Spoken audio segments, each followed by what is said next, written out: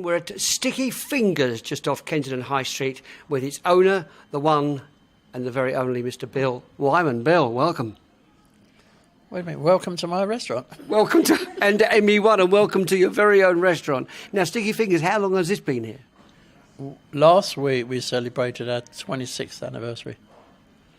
And when I opened this, on this site, 5 restaurants had failed on this site, and everybody says it will never work because you're going to fail. And here we are 26 years later and we're still doing well. So what can I say? It's amazing, isn't it? I mean, not the you think the most natural step for the bass player out of the world's leading rock and roll band to do. At the time, did people think you were completely crazy?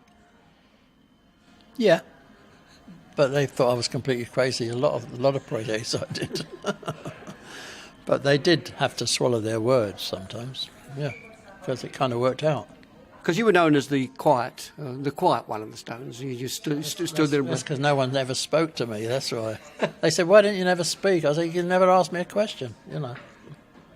But that's the way it was in those days. But you were content way back then to stand away from the spotlight and with Charlie, and just watch the other 3 lunatics, you know, and having a laugh. You'll see us on all the videos, behind all the rest of them, just having a laugh, you know, because that's what we did. So when you left the Stones, we would want to hark back to the Rolling Stones, but of course that's why a lot of memorabilia is here and it's part of your life.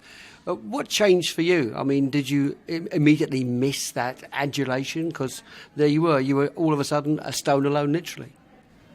No, I was never into the adulation anyway. Neither was Charlie. That was just something the other 3 enjoyed and revered. No, when I left, a big cloud lifted off my head, you know, and I suddenly was free to do a whole host of things that I'd never had the time to do before, and which I'd always wanted to do, like photography, archaeology, photo exhibitions, write books, open a restaurant, and raise a new family. And of course, about that time, you had your first solo album that did well, and even it wasn't my first solo album. It was my 1, 2, 3. It was my third, wasn't it? When was Monkey Grip? 74. Stone Alone was 76, and Bill Wyman, the A&M album, was 82. See, I'd left a gap there as well. But off that album, I had Je suis un rockstar, which was a world hit, and I had 3 other top 40 singles off that album in Britain, so it was very successful. But then I moved on to all these other projects. You know, I did Willie and the Poor Boys and raised money for the MS charities, and that was great. That was like a forerunner of the Rhythm Kings, because it was a lot of celebrities joining me and playing with me as a little unit. That was rather sweet. It was then that I started writing my first book, and it was then that I thought about opening a restaurant. So was there any risk factor to all this buccaneering job, or were you just enjoying yourself? Well, there's always a risk factor if you step out on your own when you're in a very successful band. But, you know, bless the public, they received everything nicely, and everything I've done since I left the band, amazingly, has been mostly successful. So I'm very fortunate, aren't I? And of course, there was that movie. What was the movie? The Green something? Green Ice. Yeah, I did a movie score for that, which was very well received. Although the film wasn't. But I always got great reviews for the music, which was a bit sad. And then I did some movie music for Italian films with Terry Taylor, which were really nice. And so, yeah, but that I didn't think that was for me, so I just carried on. I produced other artists. I also played on other people's records. All that. So I was getting off, and then forming the Rhythm Kings was amazing, because I suddenly had my own band where I could do any kind of music I wanted, not just do rock and roll, for instance, but I could step into jazz and blues and country and soul and everything. And with the band I put together, I had Georgie Fame on organ, I had Gary Brooker on keyboards, I had Peter Frampton on guitar, Andy Fairweather-Low, Martin Taylor, Albert Lee, all those great guitar players. And I had other guests on the records like George Harrison, Eric Clapton, Mark Knopfler, etc., Paul Carrick. So it was just a magic thing just to be able to do music for the love of it rather than for the charts, for a hit record and a single or whatever, which was in the Stones. I was able to just do it for the love. I remember introducing your surprise party at the 100 Club. I don't know which one it was, your 21st again, but I remember Peter Frampton there playing some of the best guitar I'd ever seen. I know. You'd ever heard, you mean? Not ever seen. Ever heard? You don't see guitar solos. Well, but maybe you do. Well, I'm deaf. But it was an incredible night. I mean, and Frampton, what a guitarist. Yeah, I also had a fantastic 60th birthday where everybody came and played as well, which was amazing. And I had lots of great celebrity friends came as well.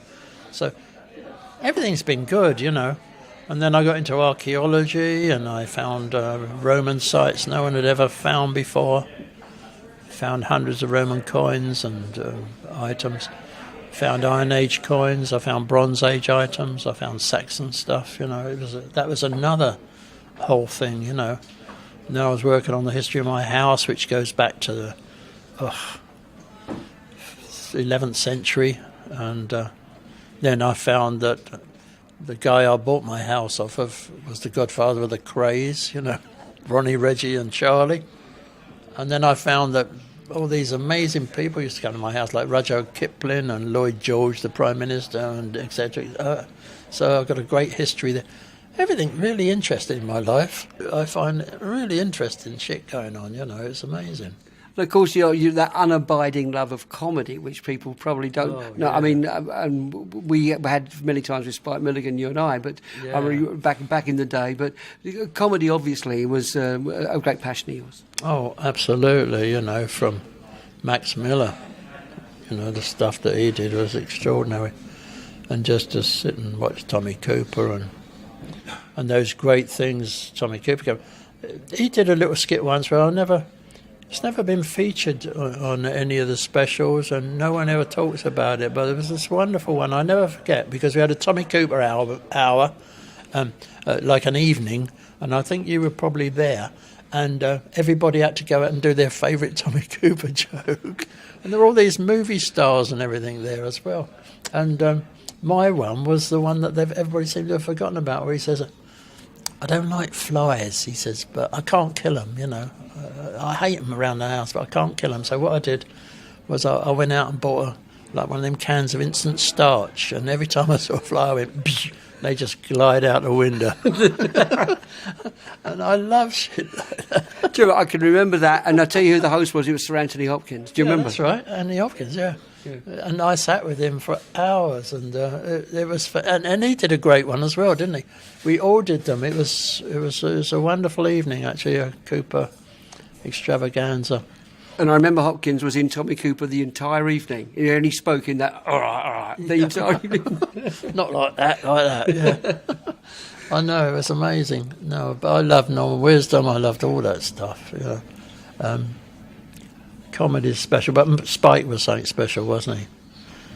And I remember opening the tree, the fairy tree in Hyde Park, which we contributed money for, and it was amazing. And Prince Charles came down and shook our hands and all that. And my little daughter Katie was 3 years old, and I said, "You're going to meet the Prince today." No, she was like 3.5, nearly 4. And I said, "You're going to meet the Prince today," and she was all excited. So when he came down, I said, "This is the Prince." She said, "Well, so where is his horse and all the armour?" Because he was thinking of Prince Charming, in one of the Disney films. And he was wonderful, Charles. He turned around and he said, "If I didn't know, I would have got changed into a nice outfit for you." No, he was really sweet.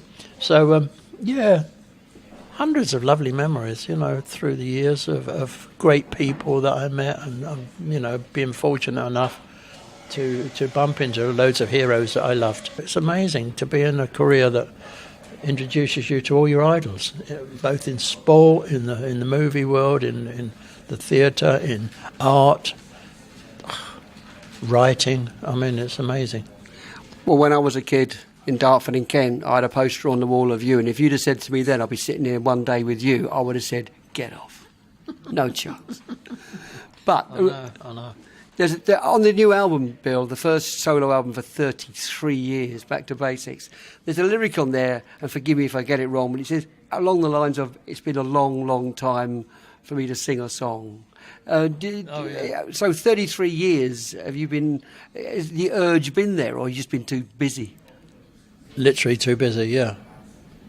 Writing 7 books and doing all that stuff, photo exhibitions around the world. I think we already talked about all that.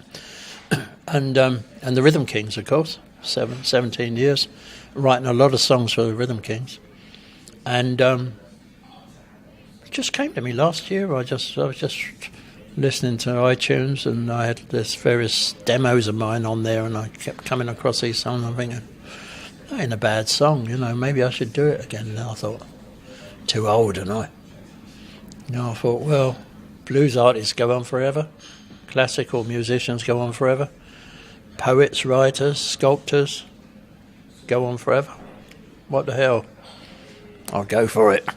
And so I did it, but I did it in a different way. I'd been listening to J.J. Cale, obviously, and Tom Waite and people like that, Leonard Cohen, John Prine, singing lower, and that's what I did. I just changed all the levels of where I was singing down. It was more appropriate for my age and my voice now. And I really enjoyed it, doing it that way, differently. And it came out really nice as far as I was concerned, much better than I'd anticipated. And I used hardly any musicians. And that's why I called it Back to Basics. Basics, right? Basics, right. Basics. I get it. Some won't, but I get it. But the thing that the thing about it is that because of the way that you're singing, which is close up and very intimate, it becomes a very intimate album from just your lyrics. But it feels like you're speaking, you're actually telling a story. I find it quite amazing that you come out with something like that. After all these years, I've come up with something decent. I wasn't going to say that. But it's a really comfortable album. It sits really well. Well, I stick the voice out for a change. I always tried to hide it in the past, bury it in sort of tracks. I always did that because I was always nervous of my singing and not very confident about it. But on this one, I really thought I'd written some good lyrics, and I wanted them out there, for people to listen to. And all I was getting from people, every time I did interviews or I played stuff to people and all that, they all came up with the same word. Your lyrics are really quirky. And quirky, this sort of word, which I'd hardly ever used in my life, just kept appearing all the time. Quirky lyrics, quirky. When I say, now I know just where I'm at. Is it a Monday, is it a Tuesday or November, And I think, that's really quirky. It was bizarre. I never thought of myself as a quirky lyricist. Well, you are. It is quirky, but it's a fascinating album, and as you say, it's a lot of styles there. They're all woven together. And sometimes when you get a musician do an album, you find that if it's a drummer, it's a drumming album with drums way up in the mix, and you can't hear the rest. Yeah. But for this, the bass is way back there. It's just like a conglomerate. Yeah, not noticeable really. The funny thing was, when I did the last track, which is the blues, called I Got Time, which I didn't really write for myself. I wrote it for somebody else, but they didn't want to do it, so I thought, well, the hell, I'll do it then. It was in Madeleine Peru, actually, because we'd worked on some tracks and we'd co-written a couple of songs, which she put on her album, and I came up with that one overnight and said, what do you think? Would you like to do it? And because she wasn't involved in it, I don't blame her, because people are like that in this day and age. No, I don't think it's for me. Although it was, I wrote it for her, like a Billie Holiday song. And I thought, what the hell, I'll do it then. But then I put this kind of busy bass lines on it, And then when we were trying to shoot a little video the other week, and they were focusing on my hand, I had to get the notes right. And it was a bugger, I tell you. Because when you just play, you just play. And things come out, the way they do naturally from the way you do it. But when you want to copy that and get it precisely right the next time, it's another story altogether. And I had to sit down for 15 minutes and relearn my bass lines on that silly, simple little, blues song to get it right, because I knew if musicians were watching me with my hands, they would say, he's not playing it properly, Because I do that when I see videos. When I see Cumberbatch doing doing Sherlock Holmes, and he's playing the violin, you can see he ain't really playing it, it's wrong. And so I had to be precise. And like I say, it took me 15 minutes to relearn my little simple bass part. I mean, it was so frustrating. But, to try to get things right, that's what you have to do. Listening to Gimme Shelter the other day on the radio, and it's striking me that bass line is so prevalent all the way through it. It really smacks at you. So when back then, did you actually feel that that was out of place way back then? Or are you saying that the bass, No, but when you played live, you did a similar kind of line to the one that was on the records, obviously, but sometimes you added to it or changed a bit, and it worked live because it was slightly different. But when you were trying to shoot a video of that song, you had to kind of look like you were playing that particular riff, as Charlie had to do the particular drum thing and everything else. So it was slightly frustrating because you never really ever played a record live the way you did it when you recorded it. It was always adapted from. But we're back to basics now. There's another track which I really love, but Can't Get Enough of That Stuff, whatever. Oh, yes, Stuff, yeah. That was my follow-up to Je Suis un Rockstar. I was never released because the record label just all changed, and I said, you can't have it now because I don't know any of you guys. So I never released a single, and it was released in Japan. The album was released, and only in Japan, so I thought that needed revisiting, as it were, but in a more simpler way to go with the rest of the album. That's what I did, because it's a real tongue twister, isn't it? Have you ever tried to sing that chorus? Not recently, no. Can't get enough of that stuff. Can't get enough of that stuff. Can't get enough. I mean, it's really a tongue twister, and it needs to get your head round it a bit before you can actually sing it. So it becomes quite catchy, I think. Many years ago, Bill, I remember at, I think it was the Dominion Theatre, I was hosting an event, and I come out and said, and here he is, talking his way through his solo hit, here's Bill Wyman. I don't know if you remember that, but Bill, I know, that was in Tottenham Court Road, in I can't remember the theatre. Dominion. The Dominion, but it was a charity for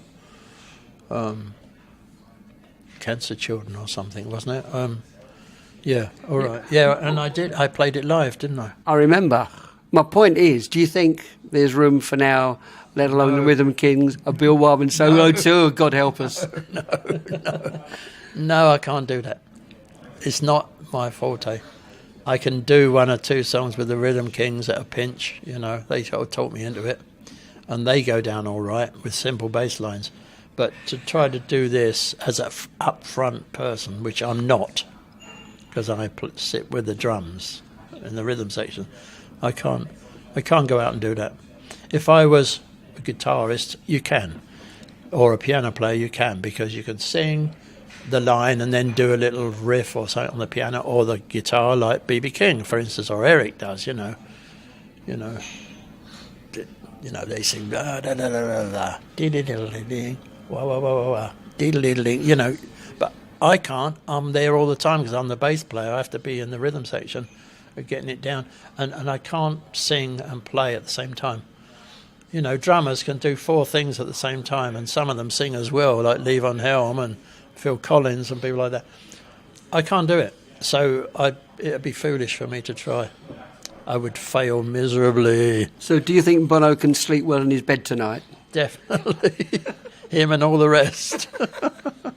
Bill Wyman. Bono don't play bass, does he? See? That's true. He's got the advantage. Bill Wyman, good luck with the album and the next follow-up album, whenever that is. Thank you. Thank you, Steve. For ME1, I'm Steve Blacknell with the one and the very only Mr. Bill Wyman.